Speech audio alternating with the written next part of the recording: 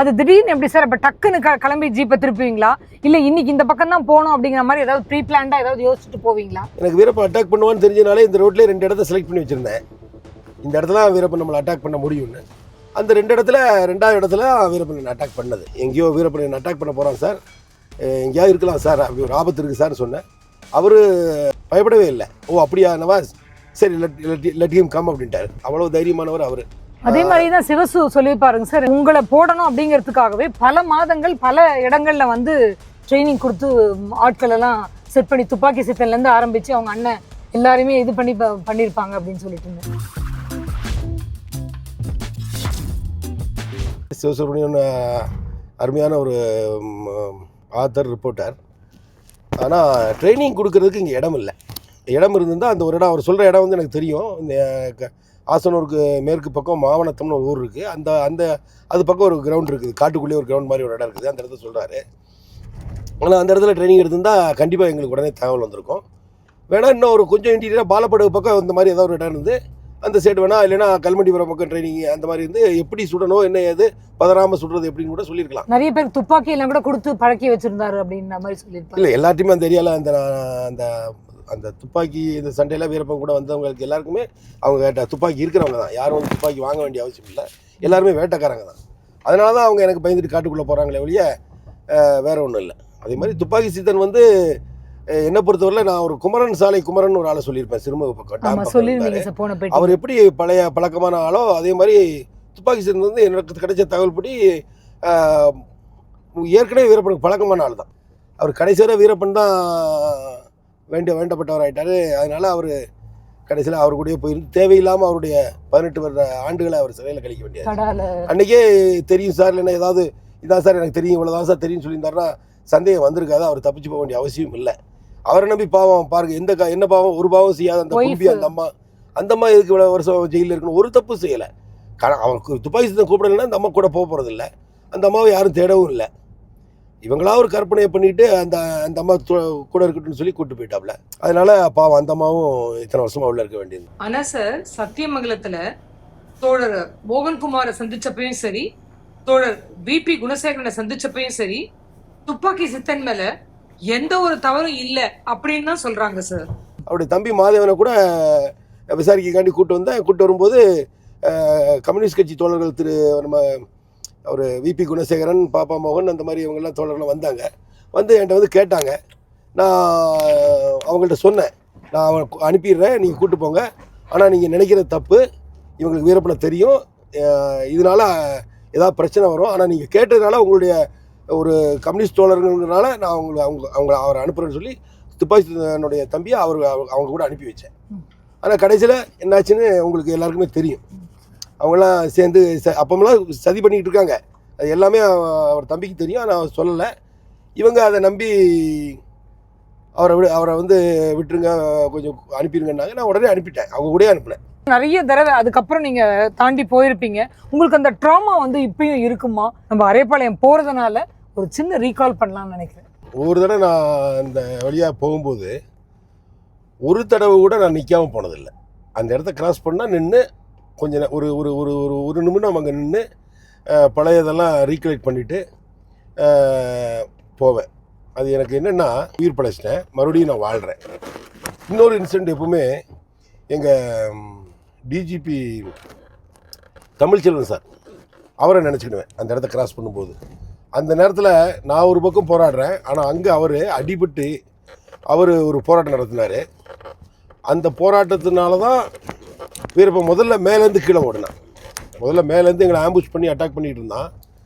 தமிழ்ச்செல்வன் சாருடைய அந்த வீரமான அந்த போராட்டத்தினால தான் அவருடைய கை விரல்கள் எல்லாம் போய் அவரால் இனிமேல் இடது ஒன்றுமே செய்ய முடியாங்கிற சூழ்நிலையில் ரத்தம் வந்து அவர் குளமாக நிற்குது.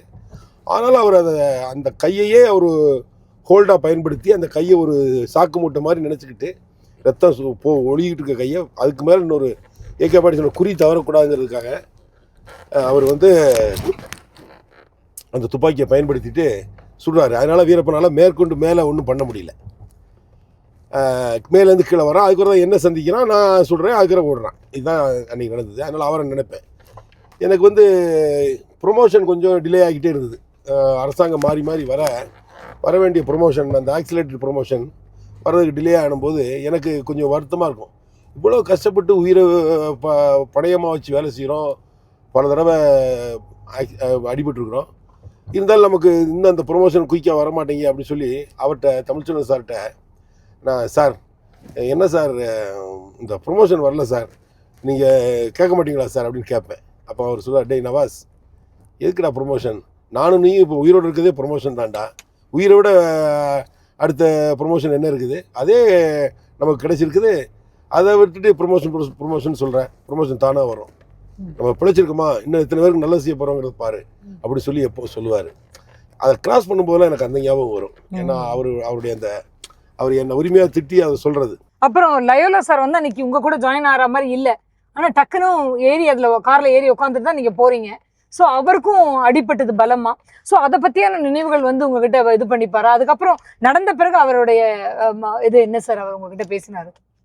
இல்லை, லைலா இக்னிசியஸ் வந்து அவர் ஆப்ரேஷன், அவர் முதல் நாள் வந்து நைட்டு வந்து சித்தனை பிடிக்க போகிறோம், துப்பாக்கி சித்தனை பிடிக்கிறதுக்காண்டி அவன் வந்திருக்கான்னு கேள்விப்பட்டு அவன் வந்திருக்கான்னு சொல்லி ஒரு தகவல் கிடச்சி தாளவாடி குள்ளபாஷா எங்களை போனால் பிடிச்சிடலான்னு சொல்கிறாப்புல. நாங்கள் அங்கே கல்மண்டிபுரம் போகிறோம். அன்னைக்கு கோரபாஷா தப்பிச்சிடறாப்புல. எங்கள் கூட வந்தாலும் எங்களுடைய 2 கான்ஸ்டபிளுடைய கொஞ்சம் ஒரு அஜாக்கிரதையினால, அவங்க சிறு வயசு பையங்க, அதனால் அவங்களுடைய கவனம் சிதறின டயத்தை யூஸ் பண்ணிவிட்டு கோரபாஷா தப்பிச்சிடறாப்புல.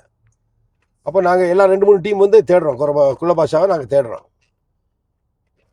அப்போது தேடிட்டு எல்லாருமே டயர்டாக சாயங்காலம் தான் எல்லாம் கேம்புக்கு வரோம். வரும்போது லயலாவும் அவருடைய டீம் எடுத்து ஒரு இடத்து போயிட்டு அவர் ஷூவை கழட்டிகிட்டு இருக்கிறார் ரிலாக்ஸ் பண்ணுறதுக்கு. நான் எஸ்பி மேலே வர்றாரு, 27ஆவது பெண்டில் அவருடைய வண்டி வந்து மேலே வர முடியலை, அதனால் நம்ம வண்டி எடுத்து போய் எஸ்பியை கூப்பிட்டு வரலாம், போகிற மாப்பிள்ள நீ வாரிய மாப்பிள்ளன்னு கூப்பிட்டேன். உடனே அவர் சீரா மாப்பிள்ள வாரன்ட்டு என் கூட அவர் அப்படியே கிளம்பிட்டார். அவர் நான் கூப்பிடாமல் வந்திருந்தேன்னா அவருக்கு இருந்தாலும் அடிபட்டுருக்காது. அதனால் அவர் கடவுள் பக்தி ரொம்ப அதிகம். அவர் வந்து இயேசு கிறிஸ்து மேலே ரொம்ப பக்தியாக இருப்பார். அதனால் சொல்லுவார், அந்த கடவுள் தான் என்னை காப்பாற்றினா இருப்பார். அதனால் அவர் தப்பிச்சிட்டார், இப்போ நல்லா இருக்கிறாரு.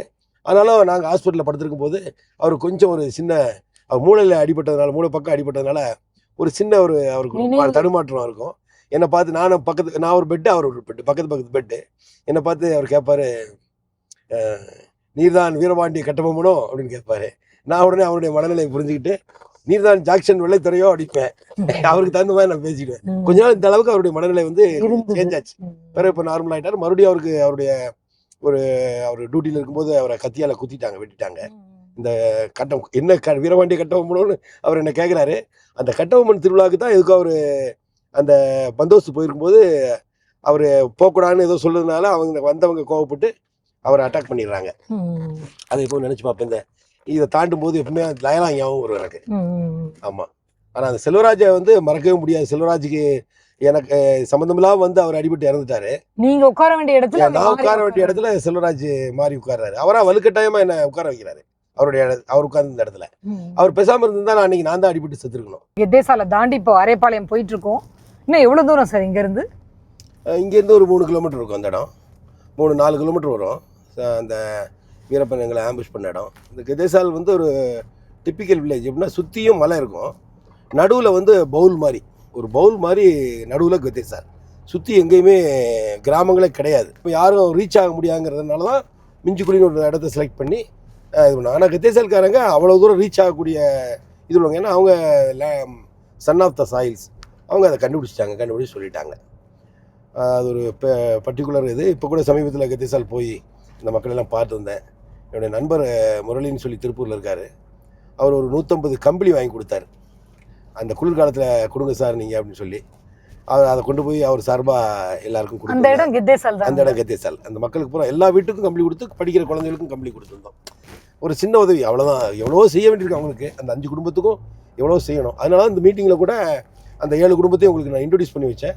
அவங்களுக்கு நம்ம இன்னும் நிறைய செய்யணும். அரசாங்கத்துலேயும் அவங்களுக்கு ஏதாவது செய்யணும்னா முறைப்படி அணுகணும்னா கண்டிப்பாக எந்த அரசாங்கம் இருந்தாலும் செய்வாங்கன்னு நம்பிக்கை இருக்குது. இனிமேல் எதிர்காலத்தில் நான் அதை தான் செய்யணும்னு நினச்சிருக்கிறேன். ஏன்னா கிட்டத்தட்ட வீரப்பனால் ஒரு 12 வருடம் எல்லா வகையிலையும் இந்த ஏரியா மக்கள் கிட்டத்தட்ட ஒரு 100 கிராமத்துக்கு மேலே அப்படியே பின்தங்கிட்டாங்க. படிப்பு அறிவிலையும் மருத்துவ உதவியிலையும் எல்லா வகையிலையுமே எல்லாத்துலேயும் பின்தங்கிட்டாங்க. அதை சரி பண்ணி கொடுக்கணும். ஏன்னா நாங்களும் அதுக்கு ஏதோ ஒரு வகையில் காரணம். இது எல்லாரும் எஸ்டிஎஃப் அது பண்ணிச்சு அப்படின்னு சொல்கிறாங்க. அப்படி இல்லை. ஆனால் ஒரு அழுத்தம் இருக்கும். அடிக்கடி தன்னுடைய கிராமத்துக்கு போலீஸ் வந்து துப்பாக்கியோட வந்து போகிறாங்க பயப்படுவாங்க அப்படிங்கும்போது அந்த அந்த அழுத்த மனசில் இருக்கும். வெளியே போய் பயப்படுவாங்க, எல்லாம் இருக்கும். அது கண்டிப்பாக இருந்திருக்கும்.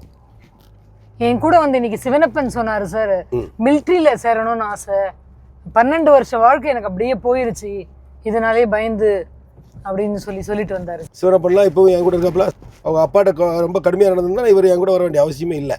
ஆனால் அவங்க அப்பா வீரப்பனை வந்து ஒரு கட்டத்தில் சந்திச்சது உண்மைன்னா விரும்பி சந்திக்கல. அவர் காட்டுக்குள்ளே இவருடைய வேலையை, அவருடைய கிராமம், அவருடைய காடு போகிறாரு. வீரப்பன் இந்த இடத்துல இருக்காப்புல சந்திச்சிட்டாங்க. அதை வெளியே சொல்லலை. ஏன்னா அவங்களுக்கு அது கொஞ்சம் பயந்துட்டாங்க போல இருக்கு. கூப்பிட்டு விசாரித்தோம். பிறகு அதுக்கு அவரே எங்களுக்கு இன்ஃபார்மெண்ட்டாக மாறிட்டார். கும்மிருட்டாக இருக்குது.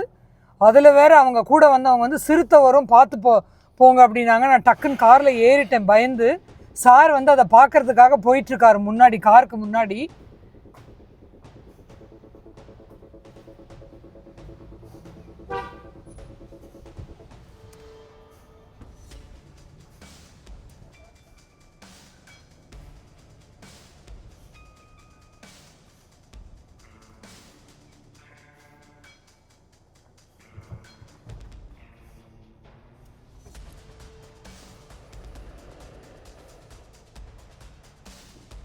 அடுத்த பண்டு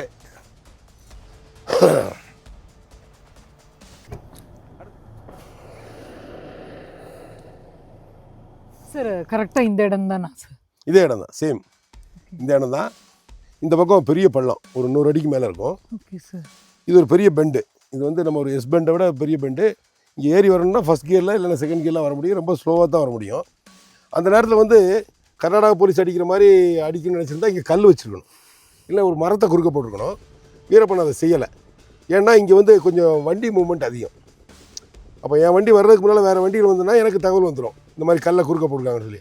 அதனால் வீரப்பன் புத்திசாலித்தனமாக அதை செய்யலை. ஆனால் இங்கே வரும்போது ஸ்லோவாக தான் வரும் வண்டி. அப்போ அடிச்சிடலான்னு கரெக்டாக அந்த இடத்த செலக்ட் பண்ணலாம். இடம் செலக்ட் பண்ணலாம் கரெக்ட் தான். இங்கே நாங்கள் மேலேருந்து அப்படி ஏறி வரோம் செகண்ட் கியரில். மேலே ஏறி வரோம். இந்த மலையில் இந்த இடத்துல அவங்க ஒரு 2 பங்கர் வெட்டி அதுக்குள்ளே இருந்து எய்ம் பண்ணிக்கிட்டு இருக்காங்க. அது தவிர இதுக்கு இந்த பக்கம் வந்து ஒரு போஸ்ட் இருக்காங்க பாருங்க, ஒரு போஸ்ட் இருக்கும். அந்த போஸ்ட்டில் ஒரு பாறை நல்லா போகுது சார் கீழே. இந்த போஸ்ட்டில் ஒரு பாறை இருக்குது. அந்த பாறைக்கு பின்னால் வீரப்பன் பொசிஷன் எடுத்துக்கிட்டான். வீரப்பன் வந்து டைரெக்டாக என்ன அடிக்கலாம். ஏன்னா நான் வந்து எப்போவுமே டிரைவர் இப்படி ஓட்டிகிட்டு இருப்பார், நான் இப்படி உட்காந்துருப்பேன். அந்த பொசிஷன் அவங்களுக்கு தெரியும். இப்போ வீரப்பன் வந்து அந்த இடத்த செலக்ட் பண்ணுறான். என்ன அடிக்கிற வேலையை வீரப்பன் எடுத்துக்கிறான். ஆனால் எனக்கு போய் அந்த இடத்துல எஸ்பி உட்காந்துருக்கிறார். இப்போ ஃபஸ்ட் அட்டாக்கு 2 பக்கத்துலேருந்து எங்களுக்கு எங்கள் மேலே வந்துருச்சு. டிரைவர் அன்றைக்கி நான் ஏற்கனவே உங்கள்கிட்ட விளக்கமாக சொல்லிட்டேன். டிரைவர் வந்து கொஞ்சம் சாதுரியமாக அதை ஓட்டி, அவர் அடிபட்டுச்சு, இருந்தாலும் சாதுரியமாக ஓட்டி அதை இந்த பக்கம் கொண்டு போயிட்டார். இந்த வாரம் வந்து அவங்களுக்கு எய்ம் கிடைக்கல. அவங்களுக்கு வந்து அங்கேருந்து எய்ம் முடிஞ்சு போச்சு. ஜீப் அவங்க கண்ணிலேருந்து மறைஞ்சிச்சு. அப்போது அட்டாக் வந்து ஒரு சைடில் தான் வருது. வீரப்பன் அந்த கும்பலால் மட்டும் தான் எங்களை அட்டாக் பண்ண முடியுது. அப்போது ஏற்கனவே நான் சொன்ன மாதிரி ஆட்டோமேட்டிக்காக ரெஃப்ளெக்ஸ் ஆக்ஷனில் ஏற்கனவே இந்த இதை பிளான் பண்ணியிருக்கோம். நாங்களும் இதை பிளான் பண்ணியிருக்கோம், இப்படி தான் அட்டாக் பண்ணணும்னு சொல்லி. அதனால் எனக்கு என்ன அறியாமல் நான் எல்லா வேலையும் செஞ்சுட்டேன். திருப்பி ஃபயர் பண்ணுறது, ஜீப்லேருந்து குதிக்கிறது எல்லாமே. நான் ஜீப்லேருந்து ஆக்சுவலாக இங்கே தான் குதிக்கிறேன்.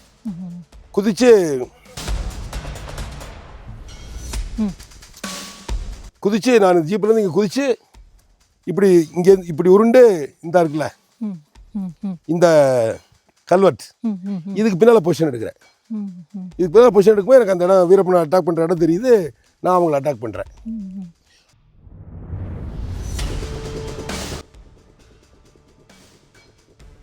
அப்போது ஒரு ஆள் மேலே இருந்தவங்களுக்கு என்ன பார்த்துட்டாங்க, நான் அதை கவனிக்கலை, எனக்கு தெரியல. அதுலேருந்து ஒரு அட்டாக் தான் என்னுடைய இந்த மண்டையில் அடிபட்டு இப்படி போயிடுச்சு. அங்கேருந்து பண்ணும்போது எனக்கு இங்கே அடிபட்டு போயிடுச்சு. ஆமாம், வீரப்பன் ஆள் இங்கேருந்து நேராக அடித்ததுலாம் இந்த மூக்கில் அடிபட்டு உள்ளே போனது. ஷோல்டர்லேயும் அவங்க அடிச்சது தான். இதில் அடித்தேன். இப்போ தான் அவங்க அங்கேருந்து இறங்கி ஓடுறத பார்க்குறேன். இந்த டர்னிங் இப்படி திரும்புது இல்லையா, அந்த முകളിல் கரெக்டாக உட்காந்துருக்காங்க. அந்த பாறைக்கு பின்னால் அடிக்கிறாங்க. அவங்க ஓடுறது இங்கேருந்து பார்க்கும்போது எனக்கு இறங்கி ஓடுறது தெரியுது. அப்போ நான் இந்த இதில் இறங்குறேன். விரட்டி விடக்கூடாது, அடிபட்டு நம்ம விடக்கூடாதுன்னு சொல்லி இறங்கும்போது தான் இது ஒரு அதில் பதால பள்ளம்ங்கிறது எனக்கு தெரியல. நீங்கள் இப்போவே பார்க்கலாம், செடியெல்லாம் முடிக்க பார்த்தீங்களா, ஆனால் அது கீழே பெரிய பள்ளம் இருக்குது. தெரியுது சார், இந்த இருட்டில் கூட தெரியுது சார். இதுக்கு அடுத்து காலை வச்சோம்னா அதில் பாதாள பள்ளத்துக்கு போகணும். Okay okay. அதில் நான் உள்ளே விழுந்துட்டேன். விழுந்து எந்திக்கும் போது அவங்க கீழே அப்படி இறங்கி வர்றதுக்கும் நான் விழுந்து எந்திக்கிறதுக்கும் அந்த நேருக்கு நேராக வீரப்பனை சந்திக்கிறேன். அந்த இடத்துல அங்கே தான் நீங்கள் அந்த துப்பாக்கி போய் அது பாறை மேலே வச்சு அடிச்சது. அந்த அந்த அந்த கீழே விழுந்த இடத்துல தான் அந்த புலியும் அந்த ஆமா ஸ்மெல்லு. புலி அந்த மலையில இதுக்கு ஏத்தாப்புல இந்த மலை இருக்கு இல்லையா, ஆமா அந்த மலையில நான் மேலே ஏறி உட்கார்ந்துருக்கிறேன். ஒரு ஈச்சம்புல்லுக்கு 2 பக்கம் காலை போட்டு நான் அதுக்கு மேலே கீழே விழுந்துருவேன், உடம்புல சத்து இல்லாம உட்காந்துருக்கிறேன். பக்கத்துலேயே புலி இருக்குது, எனக்கு தெரியாது. இவங்க இங்கேருந்து சர்ச் லைட் அடிச்சு பார்க்குறாங்க என்ன. அப்போ அந்த புலி அவங்க பார்க்குறாங்க. நல்ல வேளை அது தப்பிச்சு அது போயிடுச்சு, அதில் தப்பிச்சு. இல்லை அன்றைக்கி சொல்ல மறந்த ஒரு விஷயம் என்னென்னா, இந்த பங்கரில் இருக்கிற இடத்துல நாங்கள் சர்ச் பண்ணி பார்க்குறோம். நான் இல்லை, எங்கள் டீம் பார்க்குது. நாங்கள் ஹாஸ்பிட்டலுக்கு அப்போ சர்ச் பண்ணும்போது 3 செம்பு தகடு மேலே இருந்திருக்குது. அதாவது வீரப்பன் வந்து இதுக்கு முன்னால் எங்கள் பையங்க சொன்னது, இந்த ஹாஸ்பிட்டல் இருக்கும்போது நம்ம இந்த மாதிரி தகடு கிடைச்சா அதை பற்றி விசாரிக்கும் போது, இந்த ஆளுங்களை பிடிக்கும்போது சொன்னது, இங்கே கர்நாடகாவில் இருக்குது, அந்த பக்கம் கர்நாடகா ஊகியன்னு ஒரு இடம் இருக்குது. ஊகியன்னு ஒரு இடம் இருக்குது, ஊகியம் நகலூர் அங்கே உள்ள இருக்குது கர்நாடகாவில். அங்கே வந்து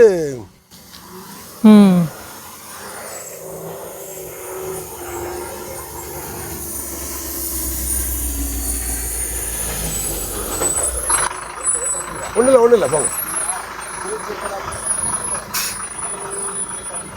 சரிப்பா, போலீஸ் தான்ப்பா. ஓகே, என்ன சொல்றாங்க? புலியெல்லாம் இருக்கு சார், இங்கே நிற்காதீங்க. அச்சோ வேண்டாம், புலியெல்லாம் இருக்கு பக்கம் நிற்காதீங்கிறாங்க அவங்க.